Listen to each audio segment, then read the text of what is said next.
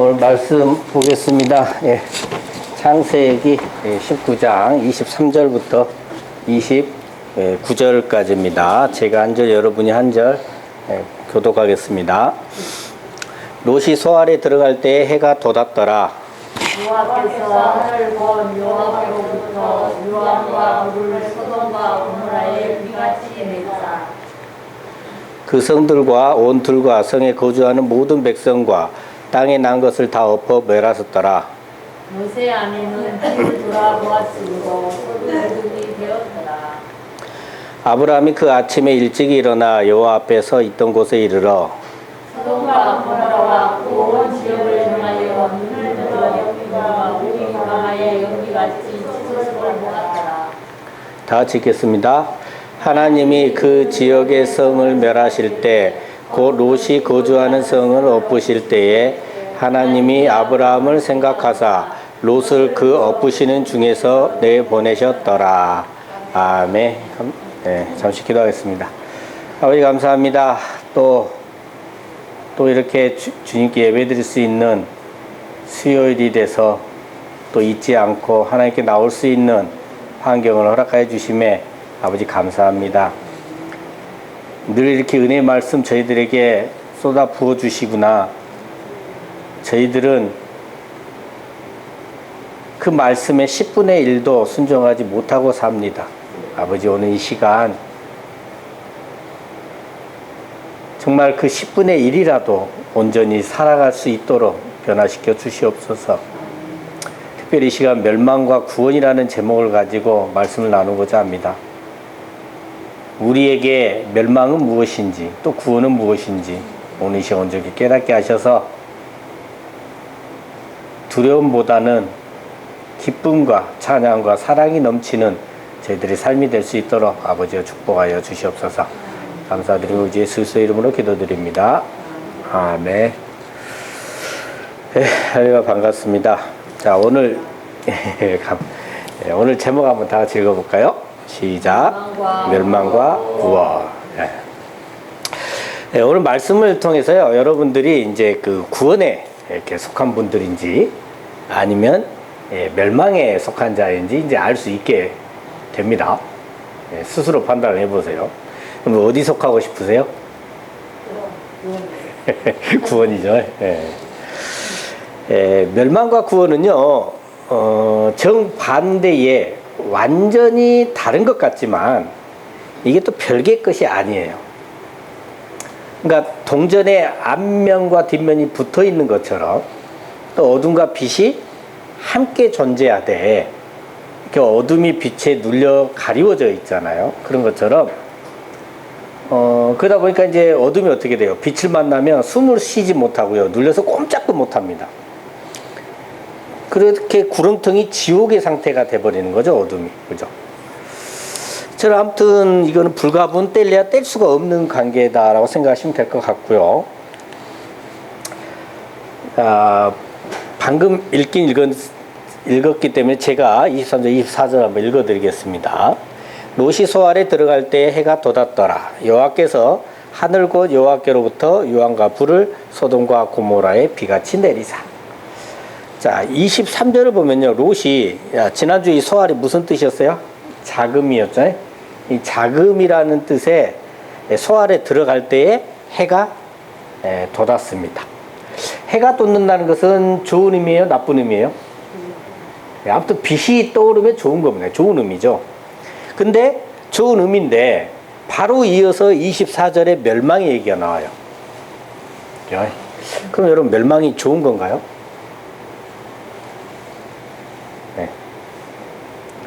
아까 멸망과 구원은 별개의 것이 아니라겠죠? 멸망이 있어야 뭐가 있어요? 구원이 있어요. 지옥 가는 자들에게는 멸망이지만 우리 하나님의 자녀들에게는 그들의 심판이 곧 구원이 됩니다. 그래서 해가 돋는 거죠. 그럼 드라마나 영화 보면요 악한 자들이 이렇게 등장을 해요. 그러면 이 악한 자들로부터 피해를 당한 피해자가 있어요. 그죠? 그럼 피해자 입장에서는 어때요? 이 악한 자들이 법의 심판을 받아야 돼요. 그래야 나름 위안을 얻습니다. 그러니까 이 상황이 악한 자들 입장에서는 뭐예요? 심판받는 거죠. 피해자 입장에서는 위안을 얻는 거잖아요. 그러니까 이게 비슷한 상황으로 이해되어질 수 있다라고 생각을 하고요. 자, 유황과 불은요. 유황과 불은 하나님의 그 징벌의 수단으로서 이렇게 함께 내려져요. 그러니까 시편 11편 6절을 보면 불과 유황으로요. 악인을 심판을 해요. 악인을 심판하고요. 에스겔서 38장 22절 말씀에도 보면 불과 유황을 비를 내리듯이 내려서 심판을 하고 계시는 장면이 나와요. 그러니까 어찌됐든 오늘 본문도 유황과 불이 이렇게 비같이 내리니까 여러분들 비를 피할 수 있나요? 비 피할 수 있어요? 못 피하죠? 못 피합니다.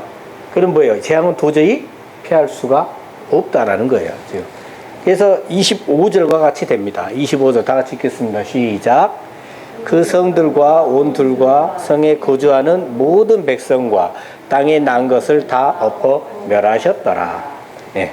보시면 성들도 온 들도 성에 거주하는 모든 백성들도 땅에 나는 모든 것들이 다 엎어 여호와께서 이제 유황과 불로 다 엎어 멸하신 거죠. 자, 그럼 다 죽어야 되는데 이런 상황에서도 무사히 탈출한 사람들이 있었죠. 누구예요? 롯의 가족들이었어요. 근데 그 롯의 가족에게 이제 불행한 사건이 하나가 있어지죠. 네, 자, 본문 26절 다 같이 읽겠습니다. 시작. 롯의 아내는 뒤를 돌아보았으므로 소금 기둥이 되었더라. 자, 롯의 아내가 그만 뒤를 돌아봐 버렸어요. 그래서 뭐가 돼요? 소금 기둥이 됐습니다. 창세기 19장 17절에서요. 오늘 지금 19장 23절이니까 이 전이잖아요. 그래서 롯과 천사들이 롯의 손과 롯의 아내의 손과 두 딸의 손을 잡아서 밖으로 이끌어냈잖아요. 그러고 나서 네 가지 당부를 했어요. 첫 번째는 뭐냐면 도망해라. 그래서 생명을 보존해라. 두 번째는 돌아보지 마라. 세 번째는 들에 머물지 말라. 그래서 산으로 도망해라. 그래서 멸망을 면하라. 이렇게 네 가지 당부를 했단 말이죠. 물론 롯은 이제 이 네 번째 당부인 산으로 도망하는 것은 산까지 가지 않았죠. 자금이라는 뜻의 소활성으로 도망칠 것을 허락을 받아요. 그래서 일시적으로나마 이 말씀을 따르진 않아요. 근데 뒤에 보시면 아무튼 이건 하나 빼고 세 가지는 다 말씀대로 했단 말이에요. 롯은. 근데 뒤에 보시면 소돔과 고모라가 멸망받은 후에 산으로 갑니다. 산으로 가요. 최종 순종을 하기는 합니다. 아무튼 이 롯의 아내는 지금 두 번째 말씀 뭐예요? 돌아보지 말라가 한 이 명령을 어긴 거예요. 그래서 소금 기둥이 됐습니다. 자, 이게 이제 단지 행위적인 관점에서 보면 여호와의 말씀을 어겼다. 그래서 뭐가 됐다? 소금 기둥이 됐다. 이렇게 볼 수도 있죠. 물론 맞는 말이에요. 맞는 말인데 근데 잘 생각을 해봐야 돼요. 이게 돌아보는 것 자체가 이런 어떤 우리가 행위적인 관점에서 떠나서 봤을 때 이미 지금 멸망받기로 예정된 그 소돔과 고모라에 대한 미련이 남아있는 거예요. 근데 그 미련이라는 것이요. 롯의 아내의 입장에서 봤을 때 이미 소돔의 마음이 가 있는 거예요. 그리고 이 마음이 가 있는 그 소돔이 멸망을 받고 있죠. 그러니까 롯의 아내의 마음도 롯의 아내의 마음, 그러니까 롯의 아내가 함께 멸망을 받게 되는 거죠. 그래서 소금 기둥이 되어버리는 저주를 받게 되는 것이 당연한 겁니다. 자, 베드로후서 2장 20절 말씀 한번 다 같이 읽겠습니다. 시작. 만일 그들이 우리 주 대신 구주 예수 그리스도를 알므로 세상의 더러움을 피한 후에 다시 그 중에 얽매이고 지면 그 나중 형편이 처음보다 더 심하리니. 자, 보시면 롯의 아내는 분명 여호와의 은혜로 멸망받는 곳에서 건짐을 받았습니다. 그죠? 근데 이처럼 세상의 더러움을 피했어요. 근데 세상에 미련을 두고 다시 세상에 얽매이고 세상의 유혹에 넘어졌어요. 그러다 보니까 나중 형편이 처음보다 더 어떻게 돼요? 심하게 된 겁니다. 자, 이것에 대해서 좀 더 자세히 설명해 주는 부분이 신약의 마태복음 12장 38절 45절에 나와요. 38절 보면 서기관과 바리새인 중에 몇 사람이 예수님한테 물어봐요. 선생님이요, 우리에게 표적 보여주시기를 원하나이다. 이렇게 해요. 그러니까 39절에서 예수님께 대답해 주시죠. 악하고 음란한 세대가 표적을 구하나 선지자 요나의 표적밖에는 표적이 없느니라. 자, 그러면서 40절에 요나가 밤낮 사흘 동안 큰 물고기 뱃속에 있었던 것 같이 인자도 밤낮 사흘 동안 땅속에 있으리라 이렇게 하십니다. 자, 요나가 어떤 사람이에요? 선지자인데 하나님께서 악한 니느웨 사람들이 가서 회개하라는 말을 전하라고 했잖아요. 근데 이 니느웨 사람들이 너무 미워. 자기들을 너무 괴롭혔어. 그러다 보니까 전하질 않아. 오히려 반대 방향으로 배를 타고 가버렸잖아요. 그러다 배가 어떻게 됐어요? 풍랑을 만났죠? 하고 원인이 요나 때문임을 이제 알게 됐어요. 뱃사람들이. 그래서 요나가 바다에 던져지게 되죠. 그럼 요나 입장에서 이제 꼼짝없이 뭐 하는 거예요? 죽게 된 겁니다. 근데 하나님께서 큰 물고기가 요나를 삼키게 하시잖아요. 하고 요나가 그 물고기 뱃속에서 3일 동안 있게 됩니다. 그리고 그 후에 땅에 토하여지게 되고 살아나게 되죠. 그러고 나서 이제 41절에 니느웨 사람들한테 가서 마지못해 이제 회개할 것을 전합니다. 열심히도 안 전해요. 근데 진짜로 회개하는 역사가 일어나 버렸잖아요. 그죠? 그러니까 이처럼 예수님께서도 어째요? 요나가 바다에 던져서 죽게 된 것처럼, 그래서 큰 물고기 뱃속에서 요나가 큰 물고기 뱃속 3일 동안 있었던 것처럼 우리 죄를 대신해서 십자가에서 죽으시고 3일 동안 땅 속에 묻혀 계시게 됩니다. 그리고 물고기가 이제 요나를 땅에 토하여 살아나게 되었듯이 예수님께서 부활하셨음을 말해주는 그런 구절입니다. 그리고 42절은 이방인인 이 남방 여왕이 이때 당시에 솔로몬이 지혜가 굉장히 유명했어요. 소문이 땅끝까지 났던 거예요. 그래서 그 지혜를 들으려고 땅끝에서 왔었단 말이죠. 근데 여러분, 당연히 예수님이 더 높아요? 솔로몬이 더 높아요? 예수님이 더 높죠? 그렇기 때문에 이 세대들이 예수님을 믿어야 돼. 근데 지금 이 약한 세대들이 어째요? 믿질 않아. 그러니까 마지막 심판 때는 오히려 이 이방의 이 남방 여왕이 이 약한 세대 사람들을 정죄할 것이다. 지금 그 말을 하고 있는 거고요. 그러면서 이제 이 악한 세대 사람들을 비유하는데 마치 오늘 본문에 롯의 아내와 같은 사람들의 내용이 나와요. 자, 43절부터 45절을 보면요. 예수님의 은혜로 이제 더러운 귀신이 사람에게서 쫓겨나갔습니다. 근데 이 귀신이 뭘 찾아다녀요? 예, 물 없는 곳을 찾아다녀요. 그러면서 쉴 곳을 찾아요. 근데 얻지를 못합니다. 그죠? 여기서 물은 뭘 예표합니까? 여호와의 말씀을 예표하고 있어요. 이제 쉴 곳을 얻지 못하니까 이 귀신이 다시 한번 돌아와봐. 이제 쫓겨났던 요 사람. 네, 돌아와봐. 근데 봤는데 이 사람의 집이 마음속이 어떻게 돼요? 텅 비어 있어. 네? 청소되고 수리까지 돼 있어. 살기 좋게 리모델링 되어버렸다니까. 이게 어떻게 합니까? 이제 들어가도 도로 쫓겨날 것 같으니까 자기보다 더 악한 귀신 일곱은 완전수잖아요. 절대 쫓겨나가지 않을 정도로 악한 귀신을 데리고 와. 하고 이 사람한테 들어가 버리니까 이 사람의 나중에 변적이요. 전보다 더욱 심하게 돼. 그러면서 이 악한 세대가 또한 이렇게 되리라 그러잖아요. 그러니까 예수님의 은혜로, 예? 예수님의 은혜로 세상의 더러움을 피하였다면 귀신은 물 없는 곳을 찾아다니잖아요. 그러니까 어떻게 해요? 하나님의 말씀이 물론 우리 마음을 채워놔 버리면 이 악한 귀신이 못 들어온단 말이죠. 다시 역사하지 못한단 말이에요. 그런데 오늘 본문의 롯의 아내는 이 돌아보지 말라는 여호와의 말씀을 마음에 간직하지 못했어요. 그리고 그 마음을 세상에 다시 빼앗겨 버렸잖아요. 돌아봐 버렸어요. 그래서 당연히 뭐 할 수밖에 없다? 멸망받을 수밖에 없게 된 겁니다. 네, 말씀을 마음에 간직하는 게 얼마나 중요한지 아시겠죠? 근데 이 롯의 아내가 받은 이 멸망의 저주가 뭡니까? 소금 기둥. 왜 하필 소금 기둥일까요? 그 많고 많은 것들 중에 왜 하필 소금 기둥이 됐냐라는 거예요. 여기서는 이제 기둥보다는 이 소금에 초점이 맞춰져 있어요. 여러분, 소금은 두 가지 측면이 있습니다. 그리고 이 두 가지 측면이 오늘 제목이 뭐예요? 멸망과 구원과 그 연결이 됩니다. 자, 신명기 29장 23절에 보면 그 온 땅이 유황이 되며 소금이 되며 또 불에 타서 심지도 못하며 결실함도 없으며 거기에는 아무 풀도 나지 아니함이 이렇게 돼 있잖아요. 그러니까 그러면서 옛적에 여호와께서 진노와 격분을 멸하신 소돔과 고모라와 아돔과 스보에 무너진 것 같은 걸 보고 물을 것이요 이렇게 했는데, 그러니까 뭐냐면 이 소금이 된다고 했는데 말하는 게 뭐예요? 심지도 못하며 결실함도 없으며 아무 풀도 나지 아니한다고 해요 지금. 그리고 사무엘하 8장 13절에 보면요, 소금 골짜기에서 에돔 사람 18,000명을 쳐 죽여요 다윗이.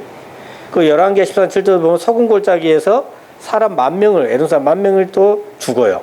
그 역대상 18장 12절에도 보면 소금 골짜기에서 사람 18,000명이 또 죽죠. 이외에도 역대하 25장 11절에서도요 소금 골짜기에서 세일 자손 10,000명을 죽이고 뭐 이렇게 돼 있어요. 그러니까 소금 골짜기에서 많은 사람들이 지금 뭐 해야 돼요? 죽게 됩니다. 또 에스겔서 47장 11절에서는요 그 진펄과 갯벌은 되살아나지 못하고 소금 땅이 될 것이며, 이렇게. 그러니까 소금을 사용해서 뭘 얘기하고 있어요? 되살아나지 못하는 땅을 얘기를 한단 말이에요. 스바냐 2장 9절에서 보면요 소금을 사용해서 영원히 황폐하게 될 것을 말을 해주고 있습니다. 자, 여기서 한 발 더 나아간 게 있어요. 마가복음 9장 49절에 보면요, 이걸 한번 읽어볼까요? 시작. 사람마다 불로써 소금 치듯함을 받으리라. 어디를 얘기해요? 지옥을 묘사하고 있어요. 그러니까 소금으로 지옥 가는 불쌍한 영혼들을 지금 말해주고 있습니다. 자, 여기까지 보면 소금은 뭐예요? 심지도 못하고 결실함도 없으며 아무 풀도 나지 아니한다 했어요. 또 소금 골짜기에서 많은 사람들이 죽게 되죠. 소금으로 되살아나지 못하는 땅을 표현하고 있습니다. 소금으로 영원히 황폐해야 될 것을 표현했고요. 그리고 마지막으로 소금으로 지옥 가는 불쌍한 영혼들을 좀 설명해 주고 있어요. 어떤 느낌이 드세요? 소금이 막 무섭지 않아요? 집에 있는 소금. 예. 아무 쓸모도 없고 죽는 일과 황폐함 그리고 지옥을 묘사해 주는 것이 소금이다. 그럼 소금은 한마디로 뭘 표현할 수 하고 있다? 멸망을 표현하고 있다. 자, 이게요. 자, 그럼 소금은 그러면 정말로 멸망만 표현하느냐? 정반대의 것도 있어요. 출애굽기 30장 35절을 보면요, 그것으로 향을 만들되 향 만드는 법대로 만들고 그것에 소금을 쳐서 성결하게 하고. 소금을 쳐서 어떻게 만든다고요? 성결하게 만든대요. 또 레위기 21장 13절도 보면요, 네 모든 소재물에 뭘 쳐라? 소금을 치라.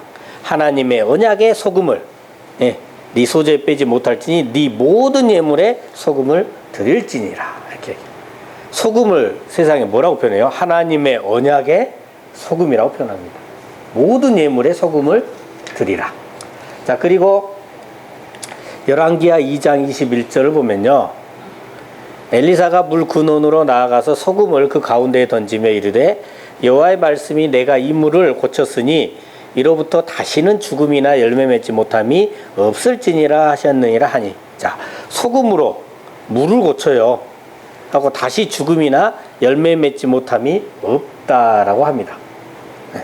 에스겔서 44장 24절에서도 보면요, 제사장 보고 소금을 쳐서 번제로 드리라 이렇게 얘기를 합니다. 또 역대하 13장 5절 보면요, 소금 언약이라고 하면서 이스라엘 나라를 영원히 다윗과 그의 자손에게 주신 것이다 이렇게 했어요. 자, 언약이라는 말이 붙을 때 항상 우리는 잘 봐야 됩니다. 자, 이스라엘 나라를 영원히 다윗의 후손이 누구예요? 예수 그리스도죠. 우리 이 나라가 영원한 나라가 있나요? 없죠. 하나님의 나라를 얘기하잖아요, 그죠? 예수 그리스도를 통한 영원한 나라, 영원한 천국, 그걸 바로 뭐라고 한다? 소금 언약이라고 표현하고 있어요. 자, 여기까지 보면 소금은 성결하고요, 물을 고쳐서 죽음이나 열매 맺지 못함이 없게 하고요, 그래서 번제나 모든 예물에 소금을 치도록 하고 있고요. 그리고 우리를 진정 깨끗게 하시고 구원하시는 분, 영원한 하나님 나라를 가져오시는 분은 바로 다윗의 후손으로 오신 예수 그리스도이심을 말해주고 있어요. 뭡니까? 소금은 예수 그리스도를 통한 구원을 또 얘기를 하네요. 자, 소금은 두 가지 측면이 있어요. 예. 멸망, 그리고 또 뭐예요? 예수 그리스도를 통한 구원이죠. 붙어있죠, 지금. 동일한 소금. 자, 요것을 정확히 표현해 주는 게 또 있어요. 마태복음 5장 13절 말씀입니다. 다 같이 읽겠습니다. 시작. 너희는 세상의 소금이니 소금이 만일 그 맛을 잃으면 무엇으로 짜게 하리요? 후에는 아무 쓸데없어 다만 밖에 버려져 사람에게 밟힐 뿐이니라. 네. 또 누가복음 14장 34절에서도요. 소금은 좋은 것이나 소금도 만일 그 맛을 잃으면 무엇으로 짜게 하리요? 그래요. 그러니까 소금은 좋은 거다 이 말이 나쁜 게 아니다. 근데 맛을 잃으면 소용이 없다. 자, 우리는 뭐예요? 세상의 소금입니다. 우리는 세상의 소금과 같이 무엇을 내며 살아야 돼요? 맛을 내면서 살아야 돼요. 이것은 선택사항입니까? 아니죠. 예. 하나님의 자녀라면 맛을 내면서 살게끔 그렇게 된다는 거예요. 응? 그렇기 때문에 그러면 반대로 맛을 내지 못한다라고 하는 건 뭐예요? 아무 쓸데없어서 밖에 버려져 사람에게 밟힐 뿐이다. 이거는 지옥 가는 불쌍한 영혼임을 스스로 드러내는 거예요. 네. 여러분은 멸망에 속하세요? 구원에 속하세요? 네. 여러분은 어떤 소금에 해당하십니까? 예수 그리스도를 통해 구원받은 우리는 그럼 어떻게 살아야 될까요? 답을 아시겠죠? 네. 골로새서 4장 6절 말씀 다 같이 읽겠습니다. 시작. 너희 말을 항상 은혜 가운데서 소금으로 맛을 냄과 같이 하라. 그리하면 각 사람에게 마땅히 대답할 것을 알리라. 자, 우리가 말을 할 때 항상 은혜 가운데서 소금으로 맛을 냄과 같이 해야 된다는 거죠. 또 마가복음 9장 50절에 보면요. 여기 보세요. 파란색만 자세히 봐보세요. 너희 속에 뭘 둬라? 소금을 두고 서로 화목하라.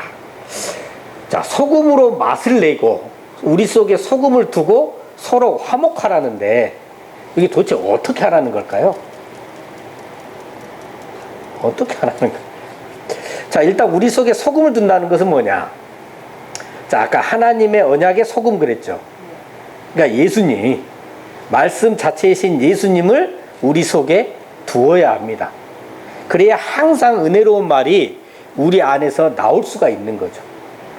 그렇게 되려면 어떻게 해야 돼요? 기본적으로 여러분들이 하셔야 될 거. 성경 많이 읽으셔야 됩니다. 틈틈이 읽으셔야 돼요. 이건 선택사항이 아니에요.